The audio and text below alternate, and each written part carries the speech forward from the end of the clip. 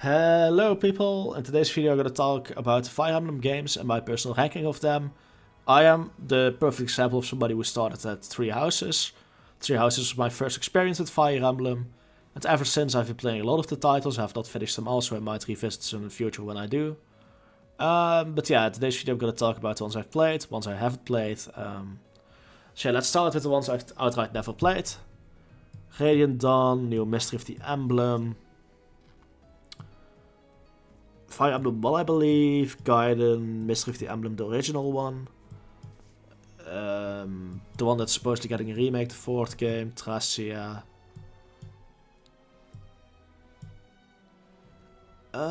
This one does not ring a bell. Alright, BS or something, that was a special one. And Encore, I have not played that one either. So yeah, kicking off the list by kicking all of them off, but I have not played those yet. So let's start my journey with Three Houses. Three Houses is where I started. It introduced me to Fire Emblem, it's why I bought a Nintendo Switch. I think it's mid. Three Houses has a lot of issues that people tend to overlook. One of the biggest issues being that you have 4 routes, but you need to do the same exact first half of the game every route, and only then can you split. They really should have included some kind of skip for the first half with the story recap. Combined with the monastery, it feels very grindy, and it's easy to burn out on the game. It does a lot of things right, but the boss fights are also very annoying. I do not like the multiple HP bars, and crests do make certain units feel weak compared to others, and even useless, which I think is a shame. Now, moving on, the game that basically released after that, if you do not include the Wario-like games, Engage. Engage is my favorite game, in general, not just my favorite Fire Emblem, my favorite game. Nailed everything, very great music, great animations, great visuals, loved character designs.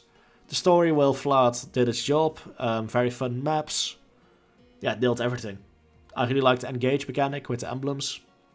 So for me it's the perfect S tier Fire Emblem game, which kind of sucks because I just know I will never see a better Fire Emblem game. At least I don't expect to.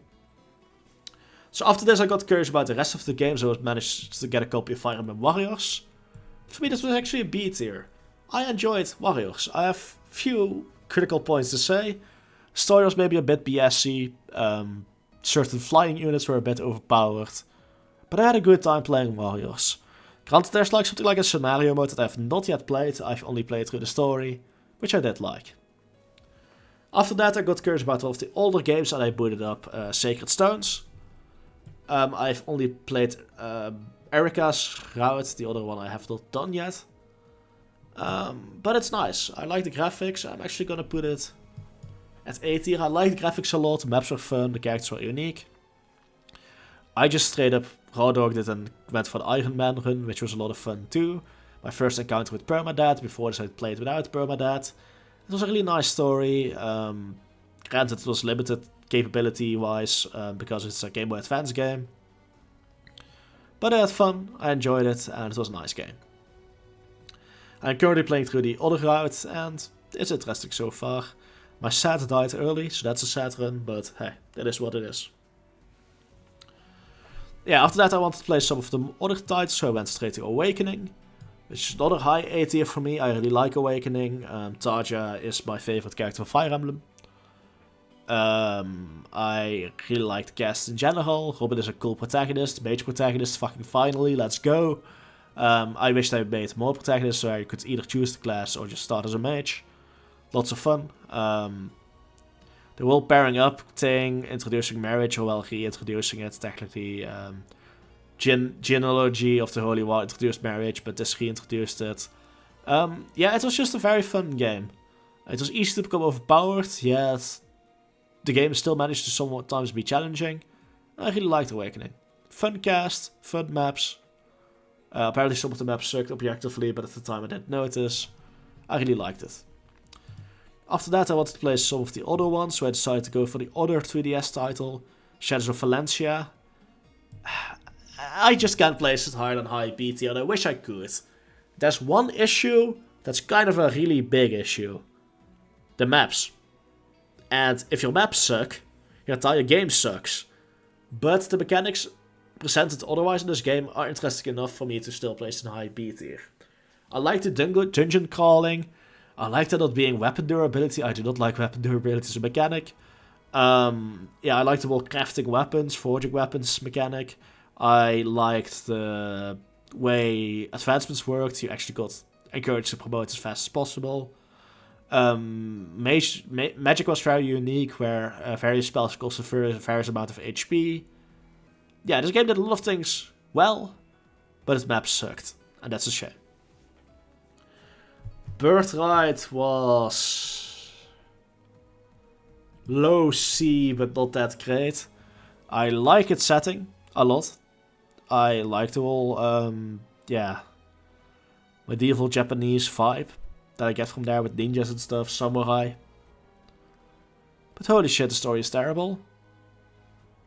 The difficulty is all over the place. Early on it's too easy, late it becomes insane. I have no idea what I smoked with the difficulty, but it feels poorly balanced towards the end. Maybe I just didn't grind enough, I don't know, but yeah. Fun game with its flaws. Conquest is low A tier. I liked it a lot. The story made no sense at all, but we all know that. The gameplay is fun, the characters are fun, maps were fun. Conquest is a great game. Very challenging. I had to play on the easiest, I'll admit it. I'm a scrub. I had to play Fates on the easiest.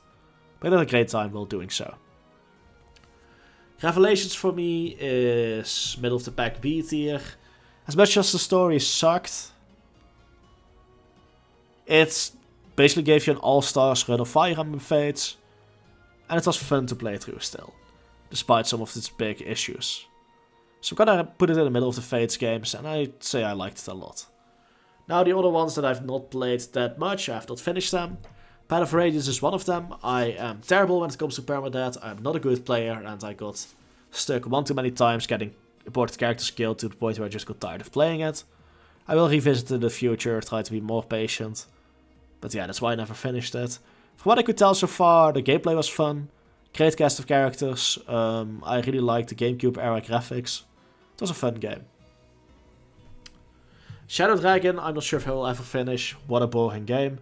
The graphics are ugly. I have nothing positive to say about it. Heroes is just bottom of the D tier. Technically I never finished it. I played it for like 10 hours. I did not like it. One of the worst gacha games out there. I did not like how much text there is in abilities. There's their entire essays. There's no way for a new player to enjoy this. The actual combat itself kind of sucked. It felt like a watered down Fire Emblem because certain aspects were lacking. Yeah, I'm just not a fan. Fire Emblem Warriors 3 Hopes I really liked so far, but I need to play it some more. So that's my tier list of Fire Emblem games so far. I have lots to play yet, but at least it gives you an impression where I sit with my opinion at the moment. Hope you enjoyed watching it, and this is a new fan take on Fire Emblem games. Goodbye.